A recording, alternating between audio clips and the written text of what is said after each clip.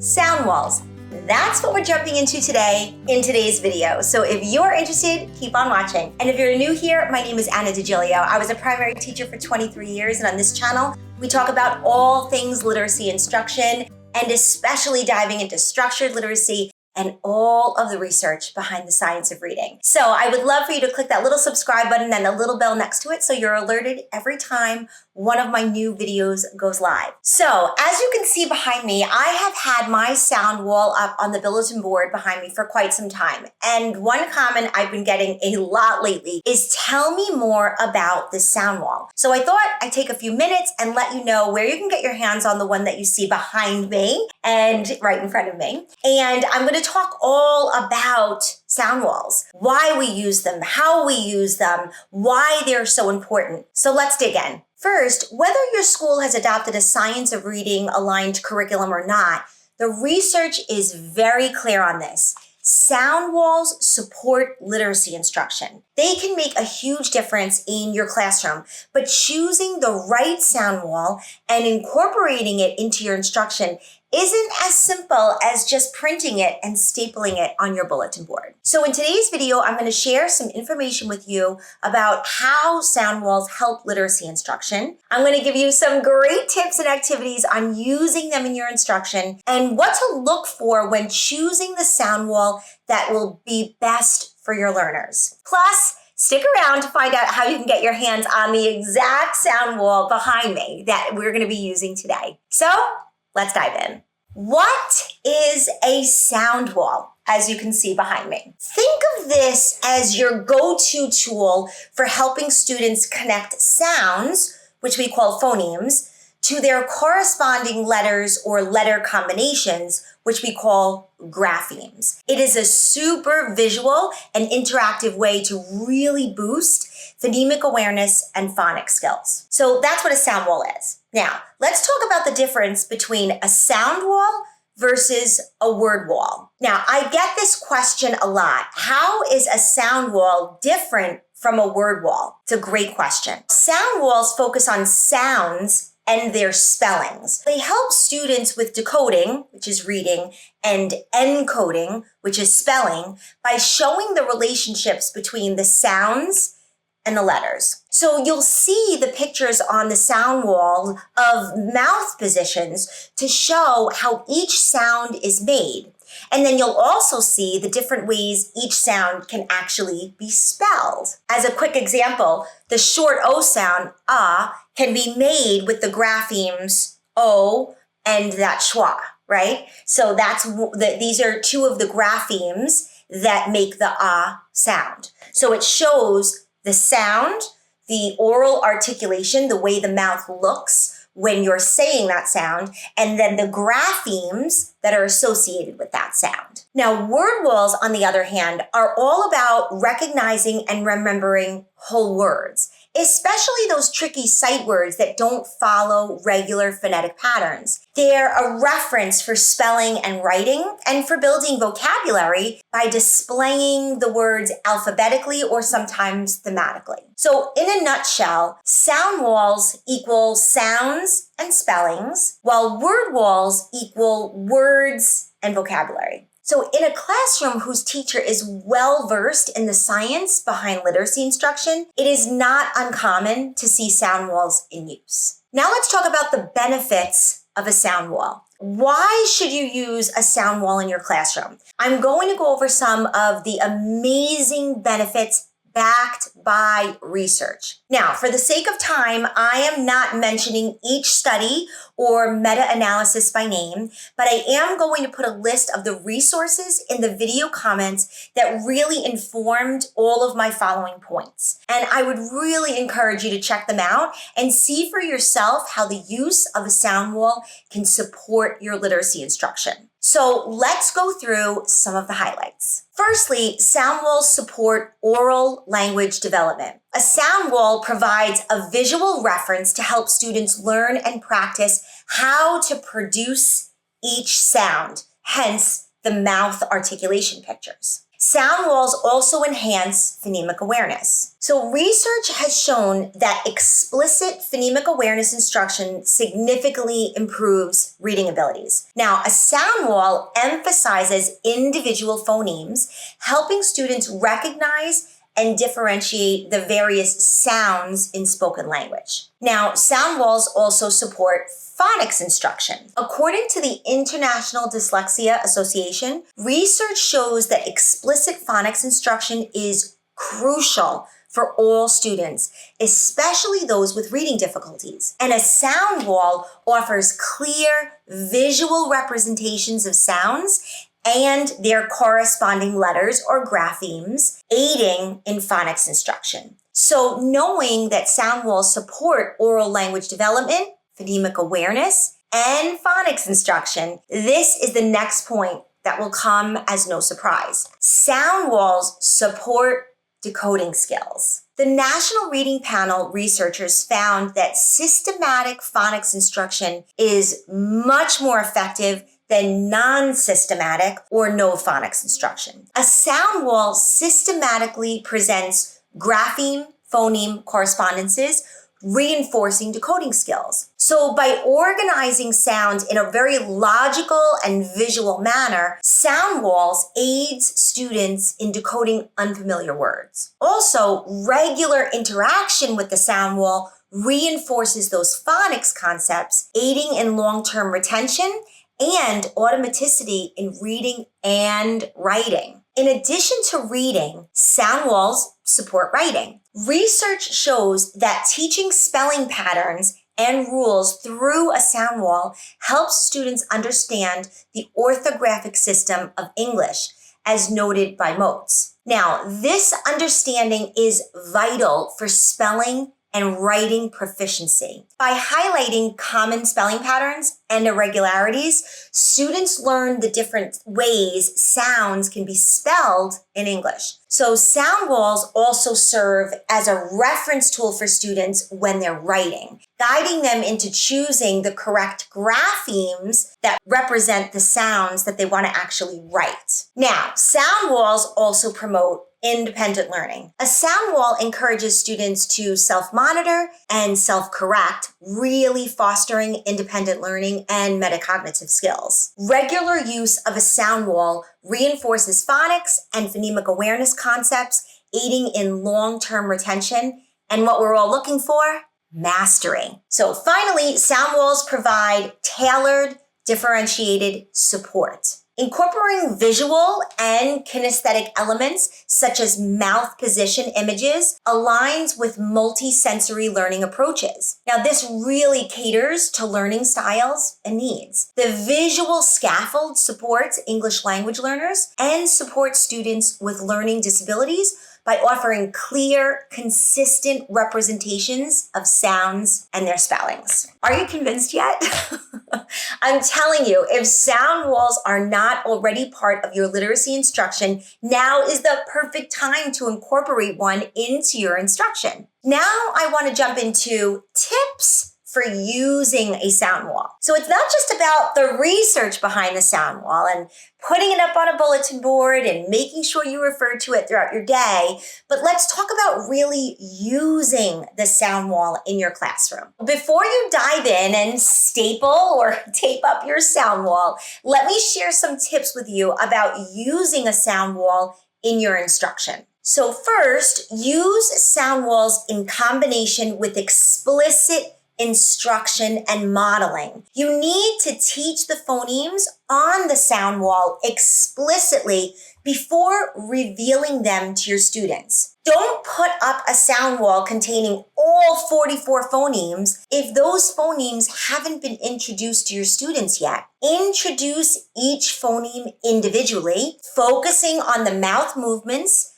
and the sounds that they produce. And also demonstrate how to produce each sound clearly, showing the placement of the tongue, the lips, and the teeth. This really helps students visualize and understand how different sounds are made. Allow students to use mirrors so they can observe their own mouth and mouth movements while actually practicing the sounds. Now, once you've introduced a phoneme, That poster for that phoneme can be added to your sound wall. Some teachers have asked, what should I do if I leave my sound wall up all year round and do not want to take it down every single year? I get it. I feel you. I understand.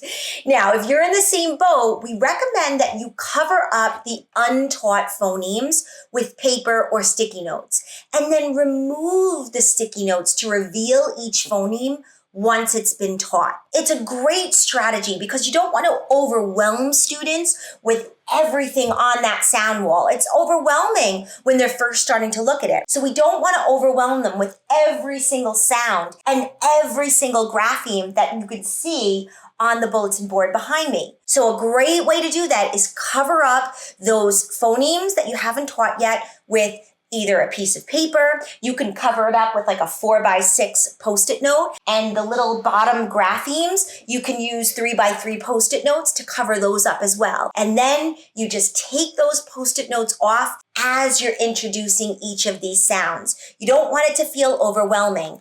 And I get it as a teacher, we don't have tons of time to take down a sound wall and put up a sound wall every year. I get it. Trust me, I get it. So this is an easy way of making it easier for you so you don't have to take it down and put it up every single year. Post-it notes or pieces of paper can really help with this. Next, regularly review the sound wall and practice the phonetic skills. Dedicate just a few minutes each day to reviewing and practicing the sounds using the sound wall. That consistent repetition really helps reinforce students' understanding and recall of the phonemes. Also, encourage students to refer to the sound wall when decoding unfamiliar words or when they're writing, so they're using the correct sounds and spelling patterns. And just a quick tip, you know when you have those 5 minutes before you have to go to lunch and recess or before you're walking out to music or physical education, use those 5 minutes wisely, right?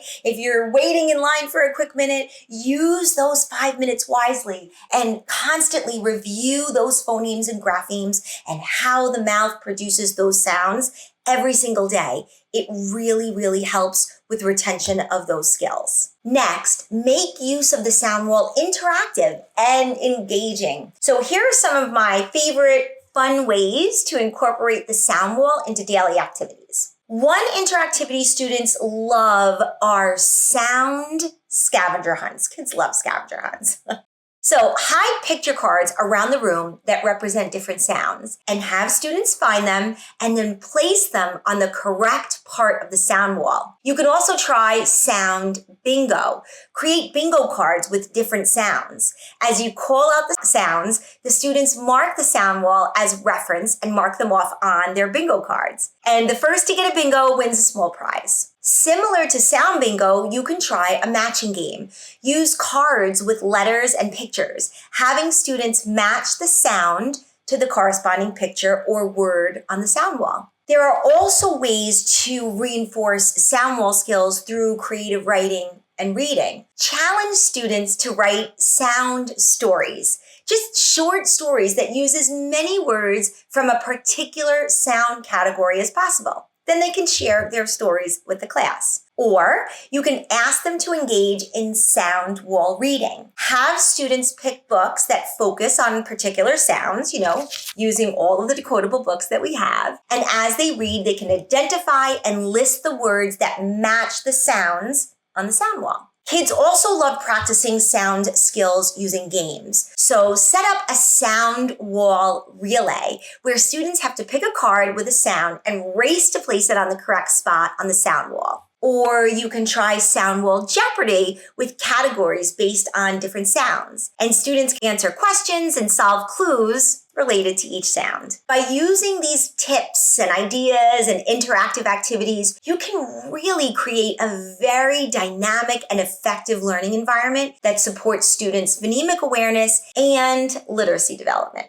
Next, let's talk about the features to look for in a sound wall. Now that I've loaded you up with information about using a sound wall in your classroom, you might be wondering, how do I create my own sound wall Or how do I choose one that's actually right for my classroom? So I'll share some features I always look for when you're trying to find a really great sound wall. Now, I'll admit I couldn't find one that had everything that I wanted. So eventually I just made my own, which is the one that I've been using in this demonstration video and the one I have on my bulletin board behind me. Now, if you are interested in the sound wall that I've been showing you today, you can always look in the description below. And then again, at the end of the video, I'll tell you how you can get your hands on it if you're interested in the sound wall that I have been using. But first, let's talk about the look-fors when it comes to choosing a sound wall for your classroom. When looking for a quality sound wall, here is what I'll check for. First,